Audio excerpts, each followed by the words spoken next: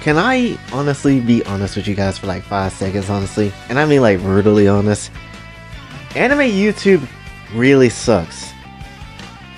Well, that felt good to say, but not in the way that you're probably thinking. So honestly, I'm not saying this because I'm bored of doing the content and trying to, go this way and, become this type of YouTuber person. Like, no, that's perfectly fine. I actually like and enjoy doing what I do. If I didn't, there will be a quick hiatus on this channel, honestly, until I can figure out what it is I actually want to do. But that's not the case.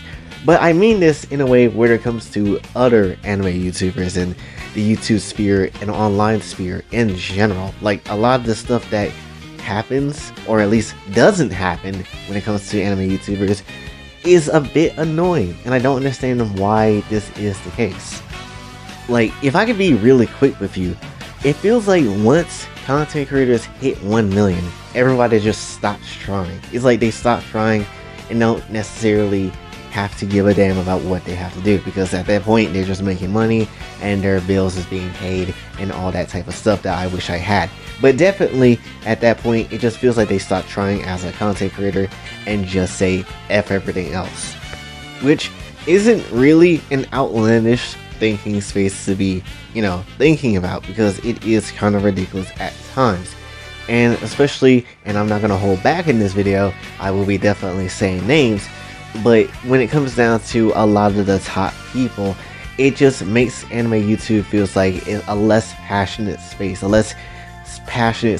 where people, especially new people, can come through and try to become an anime YouTuber. It feels like the system is low-key holding everybody down, and if it's not the 3 people that we all know of, then it feels like there isn't any other anime YouTuber that is the best.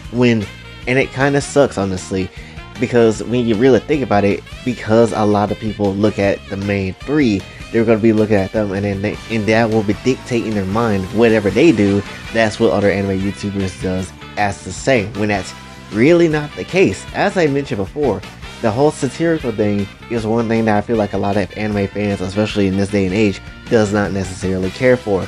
And that's kind of the only kinds of videos that anime YouTubers make. There's like 3 kinds of videos that they will make. Satirical videos where they'll jokingly talk about the anime community or an anime in general. They will also talk about maybe a small once every so often, like actual anime manga review to just keep their status, and or just to make content about anything else that's not anime. And it's just so weird. Not saying that you can't make content about anything else, but anime is where your mainstay at, so I wouldn't stray from it like far too much. That's how you get, people like myself saying things. Or matter of fact, you have situations where people don't necessarily like the content that you provide anymore. It feels like everybody is a victim to straying away from their original channel intention, because for whatever reason they just don't want to do it anymore. Which, honestly, there is 2 sides to this. I can understand you want to talk about something different, and personally, I don't have anything against that. I talk about different things all the time. It's, not necessarily what I originally planned to do, but I just do it anyway because it does provide some fun for everybody, so I'm not necessarily against it. But the thing is, a lot of people just keep going off on a different tangent, and sometimes it has absolutely nothing to do with the topic that they originally started out with. Like, and I hate this the most, if you are a anime YouTuber or you start off as a certain type of YouTuber, why wait until you hit 1 million just to switch off to something else?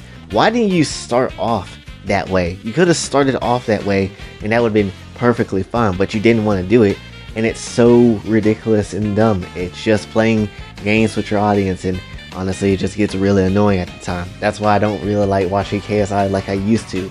Back then, yes, FIFA Man was all I knew, and it was fine, it was fun. Nowadays, not so much. I don't necessarily really care that much. It is really sad, but that's just how I feel. Other things that anime YouTubers do that I don't necessarily understand or can't comprehend, and this is more mainly focused on one person, and you might be surprised about this, but Nugsaku. I don't necessarily care for Nugsaku anymore. It just feels, not interesting anymore with their content. Like, if I'm being perfectly honest with you, when the moment they said they didn't really want to talk about anime and stuff like that anymore, that was already burying them in a grave for me. And then much less when they just keep doing this same damn type of video style every single time. It makes it a million times more boring, and it makes their content a million times more stale. Like, I get it, if you want to collab with someone and if you want to spend time with some friends, that's perfectly fine. I'm not mad at a collaboration.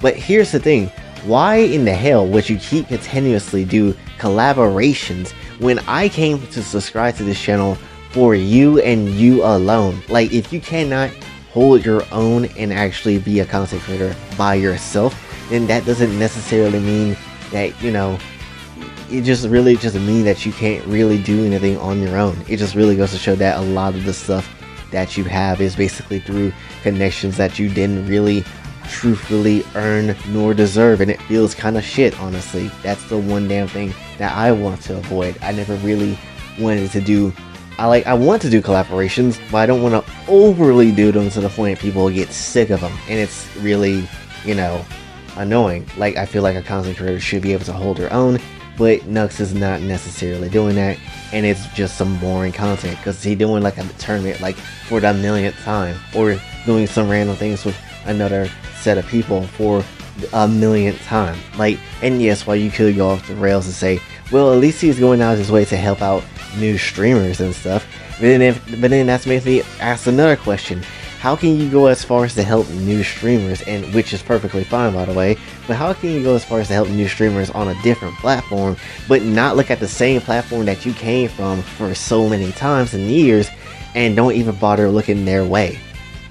That's kind of the big talking point for me when it comes to that. Like, you have so many people that's still down here on YouTube that has plenty of potential to grow, plenty of things that they can offer, yet you don't go out of your way to help those people. You just pretty much go out of your way to help out anybody that's streaming. What if someone can't afford to stream? What if people don't have the funds, much less the place to stream? What if they can't necessarily do that? Do we just abandon those type of people? Or are they just ghosts like my ass? Because I feel like I'm a relevant internet ghost sometimes. But definitely it does feel like there's some actual BS happening when it comes to this, and it's partially the reason why I don't necessarily care all that much for streaming. Yes, it's gonna happen one day, but when that day happens, I want to hopefully still rely on my skills to make videos more than I can to stream, honestly. Because what if streaming doesn't necessarily do it for me, and then I have to rely on videos, and it's just like, yeah, I'll just go ahead and make more videos, and that'll be fine, and at least I'll be good in one area instead of the other. So that's how I see things. Again, honestly, this just really feels like a lot of this stuff revolves around hitting 1 million and then stop trying. Like when you hit 1 million, that's not where you stop trying. That's when you need to excel and keep going. Instead of just stopping at that point, why not capitalize on that point that you have 1 million and then utilize it in a way to keep you growing and keep you trying to improve? Even people that does have 1 million and over that still try to improve. There's a very few of them, but they still try to improve nonetheless, and it's nice to see that. But when you see people that just don't necessarily do that, it just kind of like, what is the point? I feel like people stop at a point where they're just comfortable enough for them, but then don't necessarily push themselves to where they could be going. Now, not necessarily everybody has to do this, but it will be interesting to see an anime YouTuber end up doing this, because it would be awesome. Like, that's why so many people are interested in like the Paul brothers, mainly because they didn't just stop at 1 million, they just kept excelling and kept going, and they kept doing a bunch of crazy stuff, and then they just kept utilizing their content and their audience to keep them afloat and keep them improving over time. Yes, improving in weird and crazy and dumb ways, but improving nonetheless. Like Logan's in the WWE, well, was in the WWE. Look at this fit. This fit was amazing. My gosh, but I like to wear this. But 100%, that is only because they kept improving as creators themselves and want to keep pushing the boundaries of what they can do. And when I look at the anime YouTube side of things, it's just boring. It feels like there's no passion here. It's like everybody is less about anime YouTube, and it makes me wonder, why does no one ever try to bring up any other content creators ever? Is it because of the fact that they're gonna lose their relevancy? Is it the fact that they're gonna lose money because a new person comes through? I don't necessarily know. It's weird to me. And I said this in a tweet, honestly. I was like, if people have so much of an issue with other content creators and other anime YouTubers, why do you not?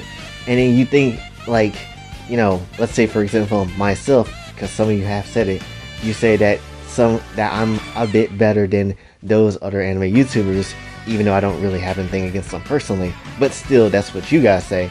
And at that point, I'm just like, if you feel that way, and I'm not talking to the co-host, but I'm just talking to anybody that's randomly not subscribed to the channel, it's just like, why don't you subscribe to the channel and then help me out? This is a effort when it comes to becoming a YouTuber and all this type of stuff. This isn't just a one-side thing. I can't do anything without you hitting the subscribe button. It is by far the most simplest thing in this world to hit a stupid button, but at the same time, people just don't want to do that for whatever unknown reason, and it's so weird. Yes, on my side, I have to build connections and try to get you interested. On your side, it's just hitting the button and sharing my name around. And yes, well, I can understand maybe sharing that name around is a bit much, but still, hitting the subscribe button as you're watching this video, as you listening right now, what is stopping you from actually hitting it? And that's the weirdest thing I will never understand. And then when people do hit it, they end up unsubscribing after a day or after an upload. They're just like, huh, you know what, I'm gonna just randomly unsubscribe. And it's just so annoying and weird, and it's just like, why would you do that? Again, if you really think someone is better than all the other stuff that you have, why not hit the damn sub button? It's literally right there with no effort in the slightest. It makes no sense. Overall, when it comes down to the anime YouTube scene, it just feels less passionate than it once was. This isn't the same anime YouTube space that I once liked, honestly. The ones from years prior, like 2016, was like the ones I actually did enjoy and care for, honestly. And it just feels a bit boring now, honestly. There's like few people within the anime YouTube space that actually mean something. Now, X Hunter, for example, is pretty good. But everybody else, honestly, that's like at the top end, that's not under, like, people that's basically under 100k, they're fine, they could probably do something good. But everybody that's over that, sometimes even in the 100k range, they just feel boring, and they just don't necessarily do what you want them to do, and it just seems so stale for content. And understandably, it gets to levels where, you know, where they don't necessarily do the things that you need them to do, or bring up the topics that you want them to bring up. To the point, it's understandable to see why people hate anime YouTubers so damn much.